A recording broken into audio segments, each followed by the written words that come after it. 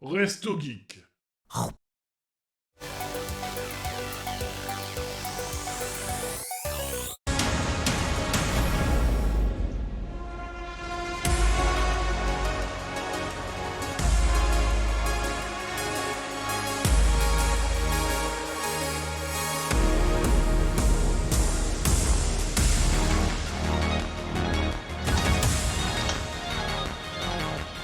Ah ouais, ça fait sympa.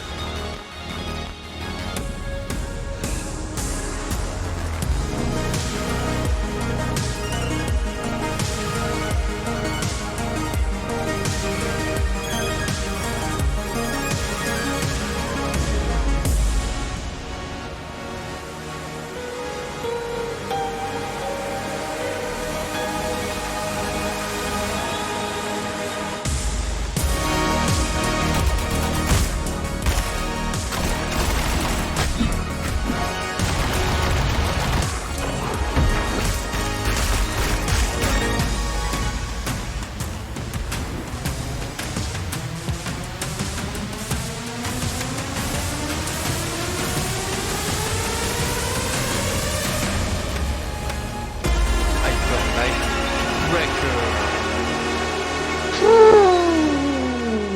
Comment dire? Incroyable. Early Alors, Access, automne 2023. tout à fait. Comment dire? À l'époque où les jeux indés, c'était franchement pas courant, il n'y en avait pas des masses et que ça commençait à être la mode. 2013, on est en 2013, Heart Machine, une boîte qui n'a sorti que 2 jeux jusqu'à aujourd'hui, heu, décide de lancer un jeu qui s'appelle Hyper Light Drifter. Un jeu inspiré clairement des Souls dans sa mécanique combat, des Metroidvania et des jeux d'exploration avec un gameplay aux petits oignons, un scénario qui raconte l'histoire d'un drifter, un récupérateur d'objets rares, si vous voulez, malade, qui a des visions étranges et on doit suivre ces visions et essayer de trouver leur raison, dans un monde où les personnages ne parlent pas. Lorsqu'on discute avec les personnages, on ne voit que des images de ce qu'ils veulent raconter, mais on n'a aucun mot dans ce jeu. Il n'y a aucun, à part le menu de base, vous n'avez aucun mot dans ce jeu.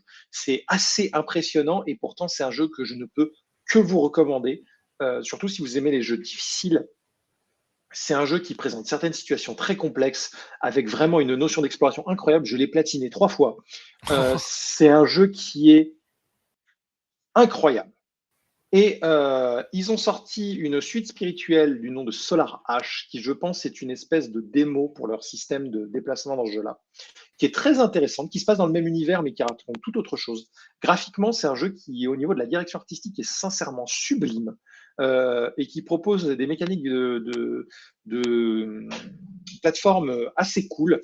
Le premier jeu n'est pas du tout orienté plateforme, donc il passe du jeu d'action-aventure au jeu de plateforme-action avec une aisance mais impressionnante. Bon, il y a 6 ans entre les 2 jeux, hein, donc faut pas déconner non plus. Hein. Mais là, du coup, on nous a annoncé il y a quoi, 2 ans, Hyper Light Breaker. Aucune image de gameplay, et là, on a ça. 1 minute 44 de plaisir.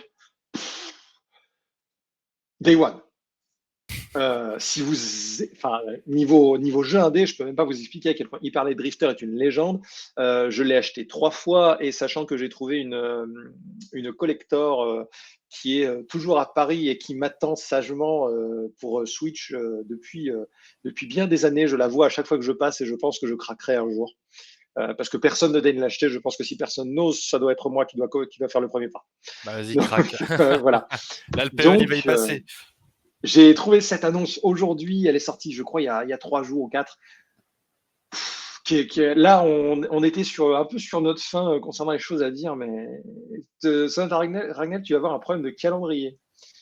Pourquoi donc? Parce qu'il y a trop de choses à faire. Hein, si tu sais, ma liste Tu de jeux m'étonnes. Steam ne fait que s'allonger. Et pour le coup, Solar Ash, il est dans ma liste de souhaits PlayStation depuis Ah. 1 an. Mais je trouve que c'est cher. Le jeu coûte 40 €, je crois, ou 30 € ou 40, mais je trouve Alors, qu'il est cher pour ce que c'est. Et j'ai envie qu'il baisse de prix parce que j'ai vraiment, vraiment, vraiment envie de m'y essayer. je suis complètement compréhensif. C'est cher pour la durée de vie. Alors, je sais, c'est pas forcément un argument dans tous les cas, Ouais. sauf que c'est un jeu qui vraiment se platine en 10 heures. Et Ah oui. ouais, ouais, moi je l'ai platiné en 10 heures. C'est 40 euros, c'est cher. En vrai, je le recommande à entre 15 et 20 euros. Et franchement, même pour 20 euros, pour 10 heures de jeu, sincèrement, je préfère ces 10 heures-là où je me suis vraiment pas fait chier. Vraiment. Que, Je comprends. que 20 où on aurait 20 heures de meublage à devoir PEX ou ce que vous voulez. Là, c'est une expérience assez particulière. Mais du coup, s'il t'intéressait, franchement, moi, Bah, il je le m'intéresse recommande. toujours, ouais, mais j'aimerais qu'ils baissent un peu de prix parce que c'est vrai que la DA et les déplacements avaient l'air fou. Et comme tu dis, on dirait qu'ils ont appliqué ça sur ce Hyper Light Breaker, donc c'est un jeu qui m'intéresserait aussi potentiellement. Surtout que ce sera plus un jeu de type RPG. Alors, le Ouais, premier était pas long non plus, hein, je le finis à chaque fois. Je crois que les premiers runs, j'avais fini en 8-10 heures et mes deuxièmes, quand j'étais rodé, que je le speedrunnais, j'étais en 4-5 heures. Donc, c'est un jeu qui peut se finir très vite quand on le connaît. Là, ils ont l'air de vouloir tenter le monde ouvert. On sent les inspirations Breath of the Wild, hein, les déplacements, toujours, hein. ouais, le parapente. Ah, aujourd'hui, c'est un incontournable, hein. Les mondes ouverts doivent comment dire, non, devenir plus organiques. Allez, allez, je ferme, tout le monde dehors.